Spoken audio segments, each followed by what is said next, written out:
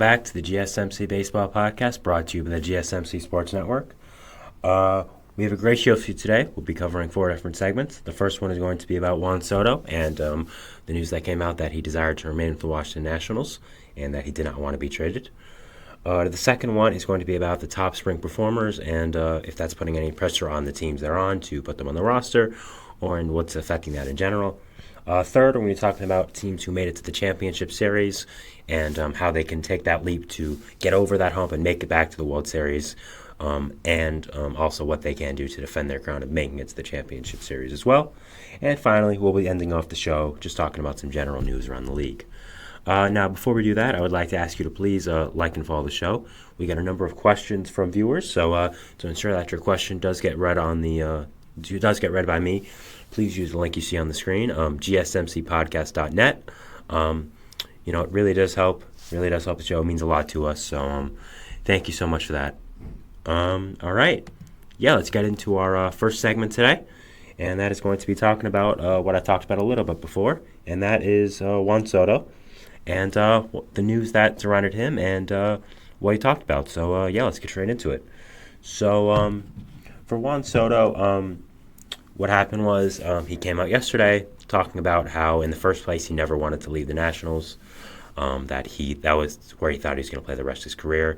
That's what he thought his home would be, and obviously that didn't happen, of course, being traded now twice since then. So, I think the first question you have to ask when a player says this, because players say this a lot, just kind of, it's a different topic around baseball, and the first one you have to say is, do you believe them? Do you believe that he's saying what he's saying, and do you think he's just saying it to play up to the cameras? And I do believe Juan Soto. I read an article, I think 2 years ago. It was by Jeff Passan, who, as you know, is probably the best baseball writer and best baseball insider in the field.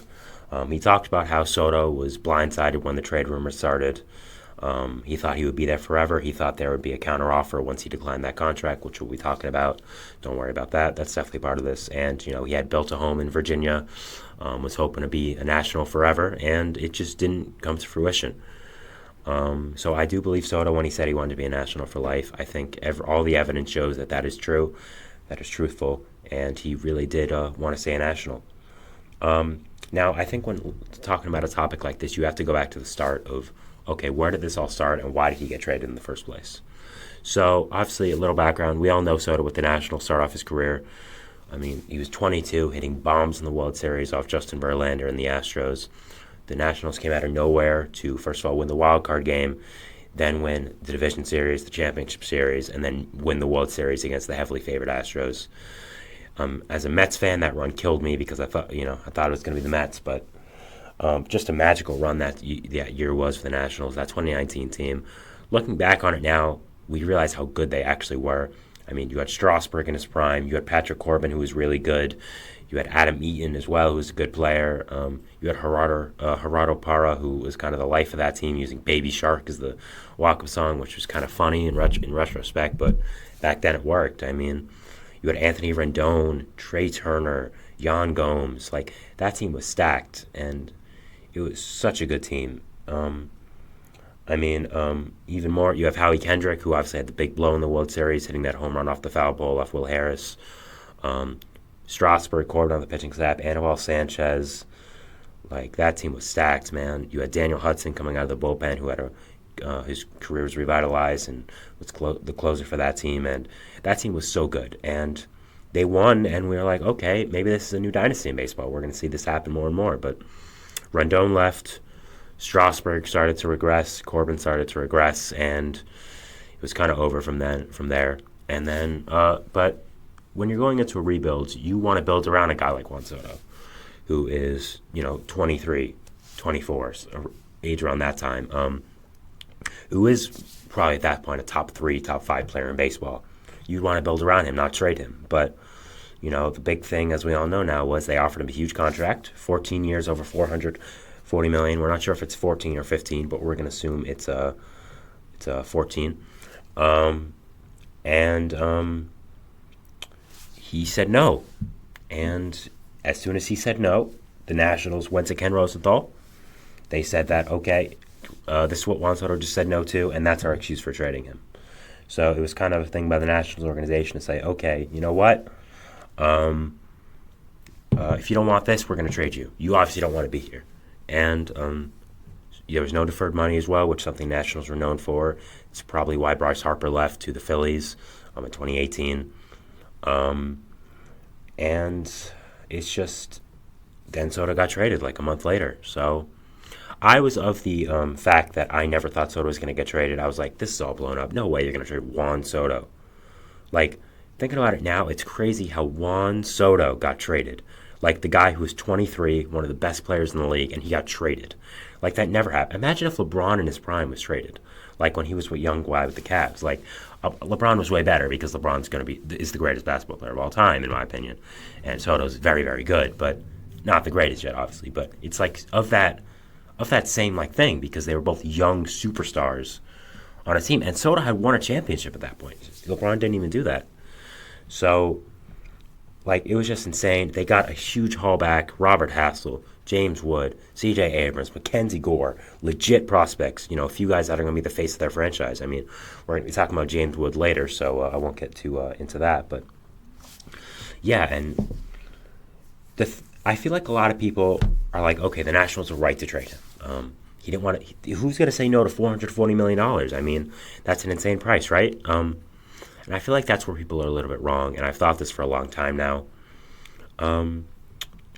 Yes, $440 million is nothing to cough at. If someone offered me $440 million, I don't know why it's a hard time saying that.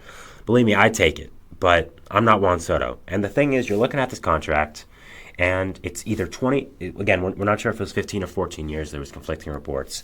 If it was 14, it was 29. If it was 15, it was 31. So let's just say it was $30 million AAV, all right? Now, that's a lot of money, but you're taking this into consideration of one of the best players in baseball, who is very, very young, who is going to be a franchise superstar, who also won you a World Series. You can't even use the doesn't win excuse. I mean, up to his Padres, in his career, Juan Soto's lost one playoff series. I mean, he's won a wild card game in a wild card series. That's 2 games. Then he won a division series and a championship series with the Padres, with the Nationals, and a World Series. So he's 4-0 with the Nationals. Then started off with 3-0 with was 2-0 with the Padres, and then lost 1. So he was 6-1 in playoff series in his entire career. That's a winner right there. Now, so you're offering Soto $30 million. Again, a lot of money, but compared to what other people in this league have gotten, especially even then, that's not that much. Like, Judge got 40.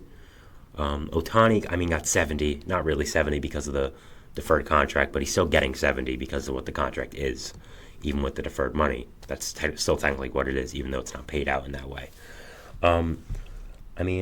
That's not that much at this point in baseball. Like, I'm sure people who are, a little bit older than me, who have been around more and seen baseball longer, are, thinking how big of a number $30 million is. And again, $30 million is a lot of money. The fact is, though, you're dealing with a superstar player who's young, who won you a World Series, who wants to be there, and you offer him 30 and don't even counter. Like, that's just a bad business model, in my opinion. I think when Soto goes in the market after this year, my contract projection is 13 years, around $550 to $600 million. Like, that's how good he is. So I'm just putting that into perspective of what I think he would get. Hopefully from the Mets, but no more Mets talk. So, yeah, it just didn't make sense. And, if you have one of the best young players in baseball, and instead of countering a contract offer to make him the face of your franchise, you trade him, it just doesn't make any sense to me, and it still doesn't. Like, I understand if he wanted to be traded because they were rebuilding. They said that, other than, Soto, they traded a lot of players that 2021 deadline. They traded Schwarber. They traded, I'm forgetting, I'm blanking on his name, Brad Hand. Traded a good amount of other players as well that, it wasn't just Soto. So if he said, okay, I don't want to wait around my years, I want to win, that would be fine. But he wanted to stay. And the fact of that, you put this young guy who is such a good player for your organization through all this stuff where for a month now, he's getting rumored to, for so many other teams, to play for so many other different teams In the All-Star game, it's all he gets asked about. He wins the home run derby, all he gets asked about. Like, it was just such a strange situation to put such a young player through. And I really do believe him when he said he wanted to stay in Washington.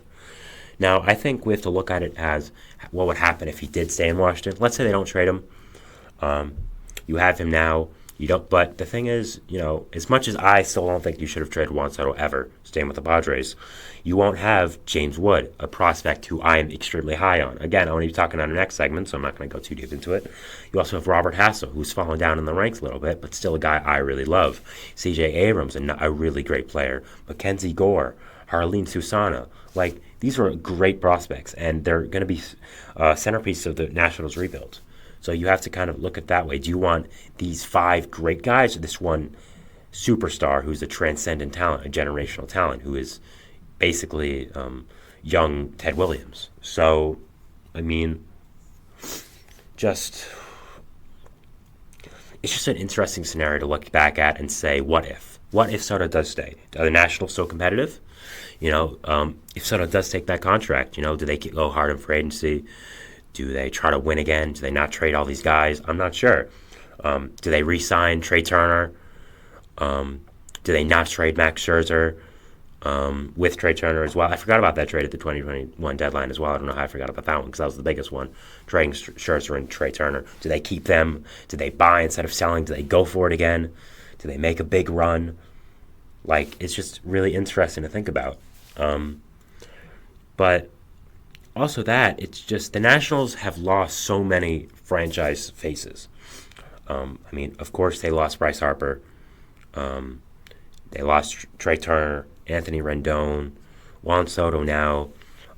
They've kind of burned their bridge with Stephen Strasburg because of the whole contract situation, which is just, if you haven't learned about that Stephen Strasburg contract situation, basically Stephen Strasburg and the Nationals came to an agreement to have Strasburg retire and forfeit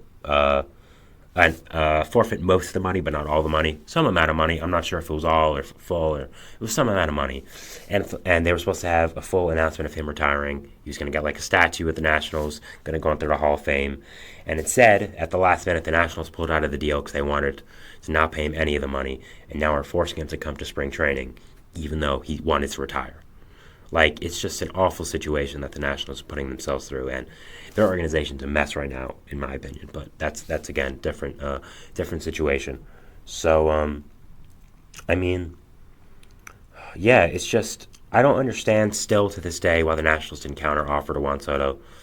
$30 million for a guy like him is just not enough. It's not going to get it done.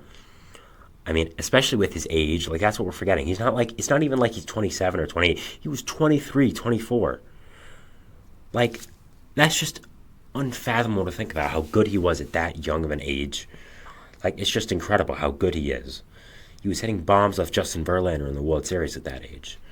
Like, it's just incredible what he was doing.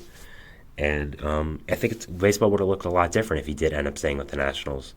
What would have happened with the Padres? Would they have made that magical run to the NLCS last year? 2 years actually. And if they don't, what happens to the Mets? Do the Mets beat them? Do the Mets beat the Dodgers like the Padres did? Do they go to the World Series and beat the Phillies? Like, who knows? Does DeGrom leave then? Like, there's so many little butterfly effects that could happen with this. What happens with the Yankees this offseason if Soto isn't traded? It's just what happens if the Padres keep all their prospects and don't get Soto? Would they have gotten Ohtani? Like, because it was rumored that they were very interested in Ohtani before getting Soto, but obviously they couldn't pay for both of them. So it's just really interesting to think about what happened with Soto and if he did stay with the Nationals. And it was just something interesting I did want to talk about. So, So that was the end of our first segment. We're going to take a break here. Before that, we're going to show you our second segment, which is going to be about spring training performers, who are the guys that have performed the best so far, what's going on with them, and just some stuff like that. So, we're going to take a little break, but then we'll see you after that. So, thanks.